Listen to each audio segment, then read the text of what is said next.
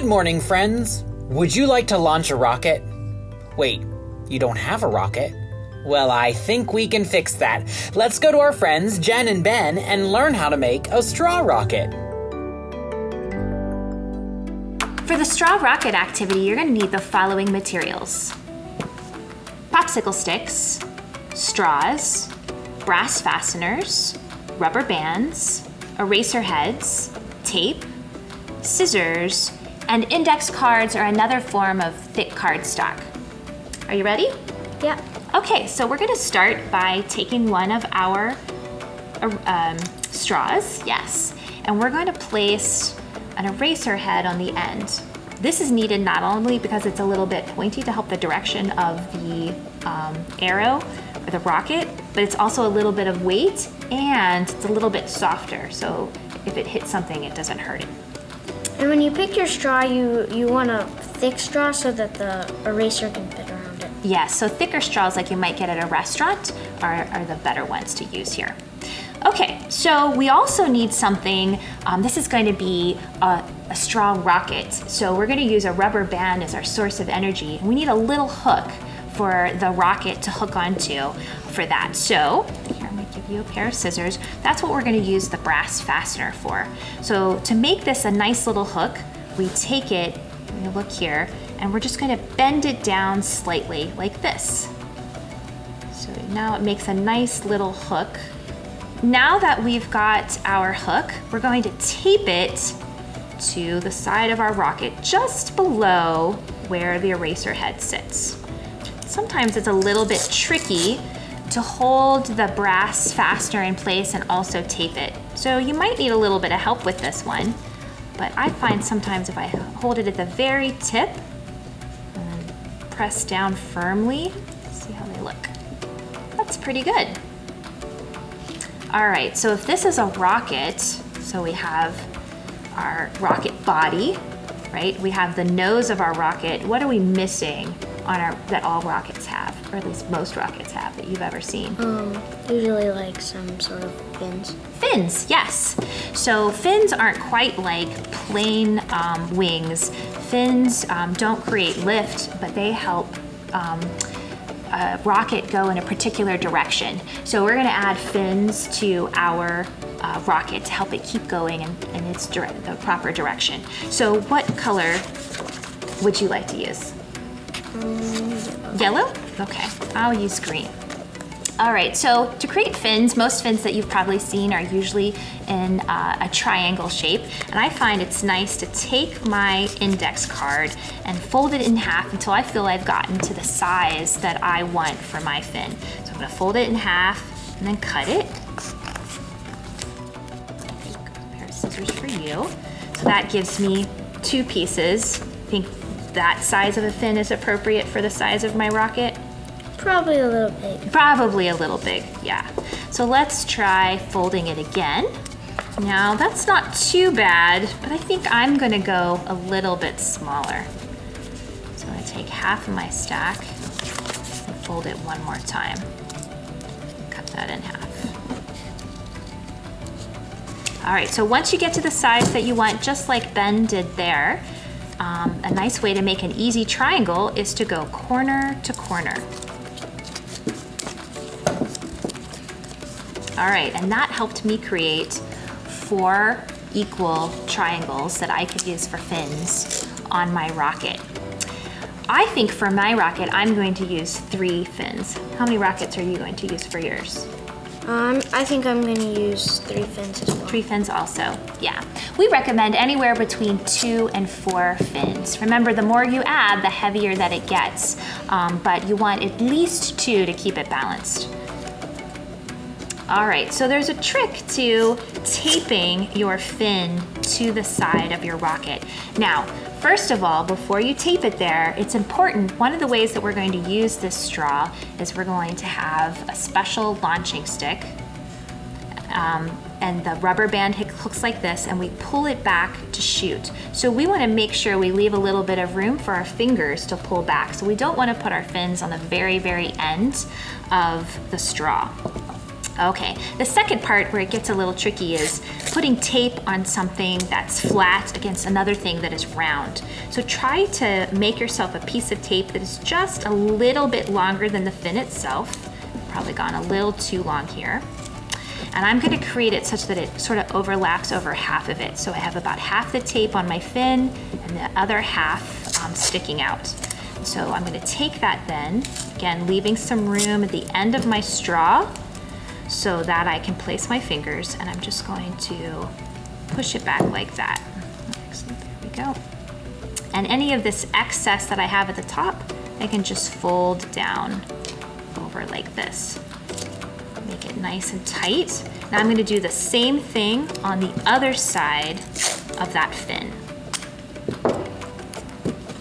And I just need it a little bit longer than the fin itself.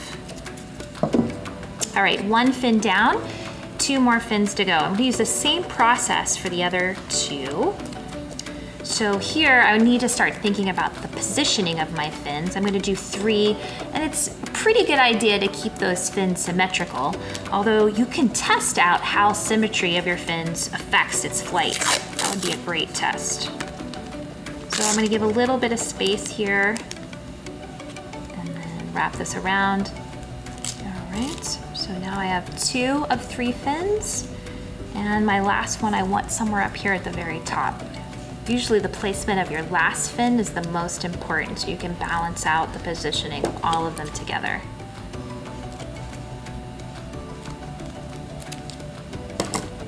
All right, let's check out the positioning of our fins before we get to the next step. Looks good. It's nice and symmetrical. I like the size there. That's pretty neat. And we have enough room in the back to pinch it. All right, so we have our rocket body, which is the straw, our rocket nose, which is the eraser, and our fins we just created. We need one other thing to make this project complete. Oh, the rubber band or the slingshot? The slingshot, right, the launcher. So we're gonna create a launcher that actually gives this rocket its motion. And that's a really important part of this project. So to do that, we're gonna each need a popsicle stick. So can you hand me a popsicle stick? And we're gonna need a rubber band. For this project, it's better to use longer rubber bands. So we've got a fairly standard size here, but if you have one that's even bigger, that's even better. So nice long rubber bands. And to fasten that, we're just going to use some masking tape. So this is pretty easy, but there is something we wanna watch out for as we're creating. This is better if we use it. Oh, that's a good idea. Well, maybe I'll do that for my second piece. Oops. So go ahead and set it down on the table. And we want to stick the stick about halfway in the piece that we've cut off there, nice and parallel with it. And then we're going to place the rubber band just above the popsicle stick. Okay, just let me see. Perfect. Now you're gonna pull the tape down over top of the rubber band and the popsicle stick. All right, now, however, we're gonna be pulling back on this as we use our launcher. So we should add a couple more pieces of masking tape so that it doesn't rip through. So for that, just repeat the process that we did before over top of our original piece of masking tape. When we shoot our rockets, we hold up our launchers and grab on to the rubber band, hooking onto our fastener, just like that. Yeah, and then we pull back, but what's important before we ever shoot our rockets? Make sure no one's in the way. We make sure no one's in the way, or that we're not gonna hit anything that we could break, right? So we don't wanna hit people or things. So we'll primarily do it outside. Right, this is an outside activity. You're absolutely right.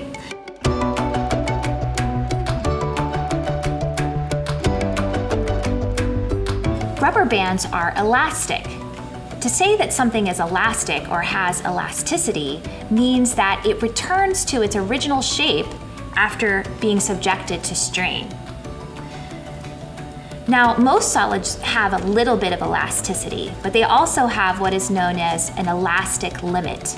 So if I pull on my rubber bands too hard and I surpass the elastic limit, it'll break. When I pull back on my rubber band, I'm storing a lot of energy in it. We call this stored energy potential energy. When I let go, that potential energy is converted into motion. The energy of motion is also known as kinetic energy. In our straw rockets, we use a rubber band on our launcher. We pull back, connecting our rubber band to the brass hook. And at this point, I have high potential energy. I have energy stored in the rubber band. As I let go, the elasticity of the rubber band will return it to its original shape. It'll also take the rocket with it, causing the rocket to continue to fly through the air. Let's look at that for a second. Potential energy, kinetic energy. Again, we've had our elasticity here. Stretched shape, original shape, that gives it that energy to fly. Today's activity is sponsored by STEMCARE. STEMCARE is a collaboration between Mylan and West Virginia University to develop and implement STEM programming that instills a growth mindset in West Virginia's youth. Thanks, Jen and Ben. That looks like a lot of fun. And now let's go read a book about an amazing West Virginian, Katherine Johnson, with our dear pal, Emma. Take it away, Emma. Hello, my name is Emma Gardner, and I am the WVU 4-H Extension Agent here in Roane County, West Virginia. Today I wanted to talk to you and read a book about one of my very favorite West Virginians, Katherine Johnson. So if you don't know who Katherine Johnson is, she is a famous mathematician who helped get us to the moon.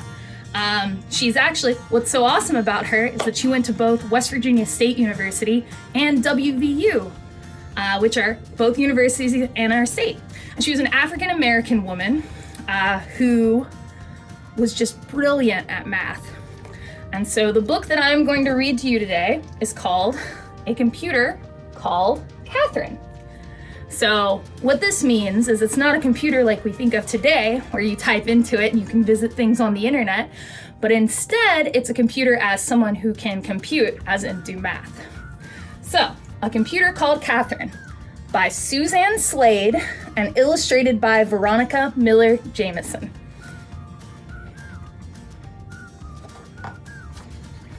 Here's the title page.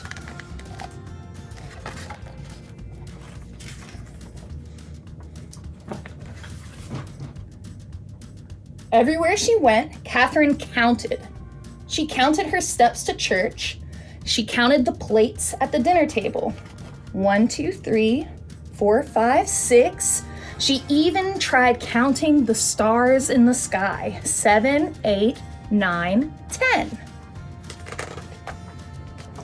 Most important of all, Katherine counted the days until she could start school.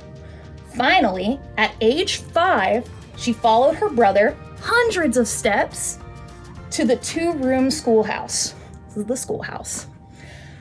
An excellent student, Katherine devoured thick books and added numbers at the speed of light. So the teacher decided she would skip first grade and start in second. But Katherine was such a fast learner, she later skipped 5th grade too. And before you could say mathematician magician, she was a grade ahead of her older brother. Katherine loved math because it was easy to see if an answer was right or wrong. Meanwhile, most everyone in town was arguing about right and wrong. Some people said it was wrong for children with different skin colors to attend the same school. Others said it wasn't right for women to work at the same jobs as men. Their argument seemed wrong to Katherine, as wrong as 5 + 5 = 12. She believed everyone should be treated the same, so she kept working hard in school and dreamed of a future when all people would have equal rights. Katherine finished 8th grade when she was only 10 years old. But her town didn't have a high school for Black students. Determined to keep learning, she counted the dusty miles, 120 in all, as her family moved closer to a school she could attend. There she took an exciting math class called geometry. She learned how points and lines made shapes, triangles, trapezoids, and perfect parallelograms. And her love for math grew exponentially. At 15, Katherine started college. She flew through every math class at West Virginia State, so professor taught harder classes just for her. In advanced geometry, she plotted points on a graph. When she connected the points, they created a beautiful U-shaped curve called a parabola. That's what this is right here. It was love at first sight. After graduation, Katherine became a math teacher. Back then, people said women could only be teachers or nurses. Katherine knew that was wrong. As wrong as 10 minus 5 equals 3. She believed women could be anything. Scientists, lawyers, or mathematicians. So she set out to prove it. Katherine discovered a research center in Virginia that was hiring women mathematicians. They were called computers because they made calculations that helped men engineers design airplanes and flight plans. To Katherine, it added up to the perfect job. All day long, she punched buttons on a calculator, just like the other women. She solved long math equations, just like all the other women. She wrote answers on a huge data sheet, just like the other women. But Katherine wasn't like the other women. She asked questions, lots of questions. What were her calculations used for? Why were they important? How did the answers help design airplanes and flights?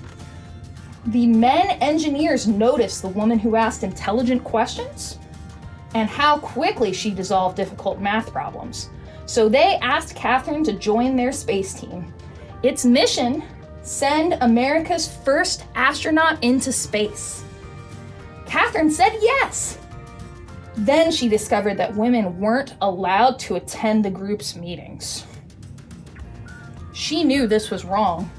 As wrong as 5 times 5 equals 20. So she asked if she could go. Women don't ever go to those, the engineers replied. Is there a law against it? Katherine asked. No. So Katherine showed up at the next meeting, ready to work. Astounded by her geometry skills, the team asked her to calculate when America's first space flight should blast off.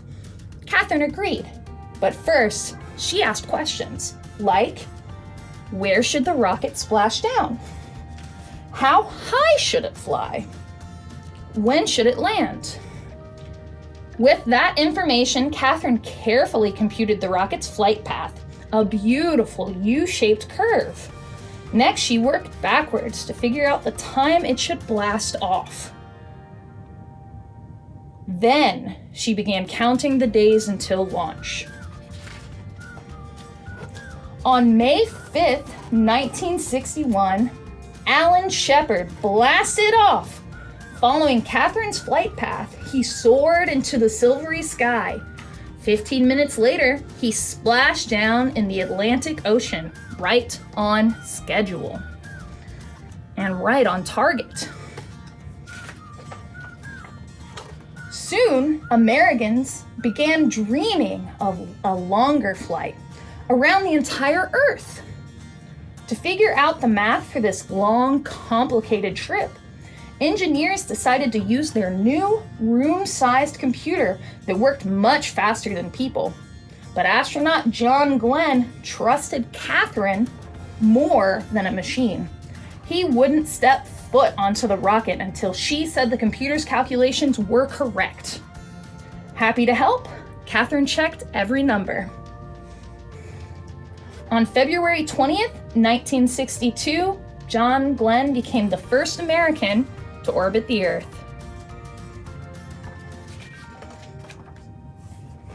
Then people began wondering if an astronaut could travel all the way to the moon. Both the Soviet Union and the United States wanted to be the first to land there and win the space race. Katherine knew this flight was an incredibly long and dangerous journey. Every calculation would have to be perfect. One math mistake and the rocket would zoom right past the moon. So here we go. You see, it went around Earth once and then it went past the moon, and this is what Katherine was afraid of. As NASA's computer hummed and computed a flight path to the moon and back, Katherine went to work too, double-checking the machine's calculations. But this was the most complicated geometry problem she had ever seen. One of the points, the spacecraft, was flying incredibly fast. Her target, the moon, was constantly circling Earth while spinning. Some people thought the problem was too difficult to solve, but Katherine knew that was wrong. As wrong as 25 divided by 5 equals 4.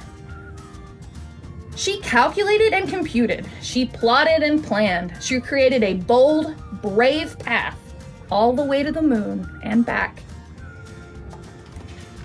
You guys can see all the things that she took into consideration here. So the rocket went 2,040 miles per hour. The moon rotation was at 10.3 miles per hour. And then the moon's orbit around the Earth was at 2,288 miles per hour. So she really did have to think of a lot of different variables to come up with this. 10-9 ignition sequence starts. Heart racing, Katherine leaned close to the small television screen. 7, 6, 5. She held her breath as powerful flames exploded on the launch pad. 4, 3, 2, 1. Liftoff! The rumbling rocket slowly rose above the ground, above the smoke, above the clouds, and then disappeared into the ink black space.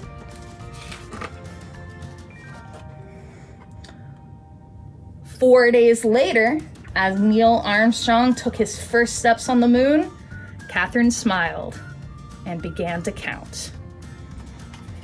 So that is our story about Katherine Johnson. So what's cool is the very last page, you guys can see, has a real picture of her, and it has some other information such as her calculations and some notes about it too. And then there's also a timeline of everything that it talked about in the book.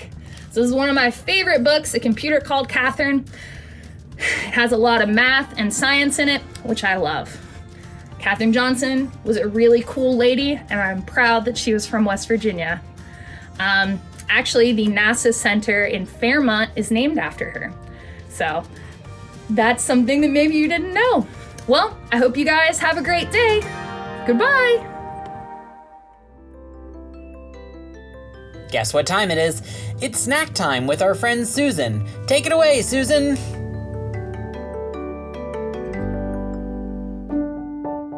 Hi, my name is Susan Lilly, and I work for WVU Extension Service with the Family Nutrition Program. And today I want to share a recipe with you. It is homemade honey granola, and it's a very simple recipe. It takes about 20 minutes from beginning to end with the baking time. You will need for this recipe a half cup of oats. You will need 2 tablespoons of coconut, and I'm using unsweetened coconut. You'll need a tablespoon of almonds, and I'm using almond slivers. You'll need a tablespoon of dried cranberries. You'll need a tablespoon or a half ounce of honey, and you will need 1 teaspoon of margarine. Now, the first thing that we're going to do is wash our hands, which I have already done to make sure we wash our hands before we do anything where we're touching or preparing food for ourselves or for others. We are going to pour our oats into our bowl. So the oats are a good source of fiber. We're going to put in our 2 tablespoons of coconut, And we're gonna put in our 1 tablespoon of almond slivers, and we're gonna stir it up. The almonds and the coconut are a good source of protein for us. So we're gonna mix that together. And protein's helping our body cells repair and keep them our body cells healthy.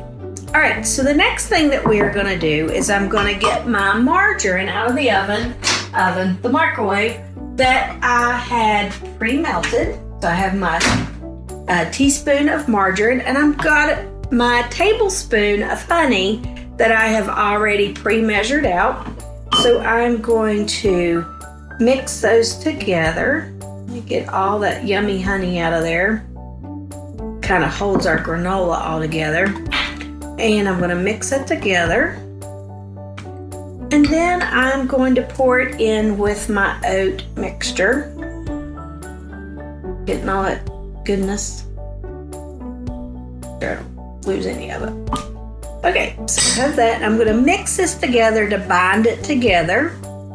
And you want to coat all of your oat mixture as evenly as you can. You want to mix it together.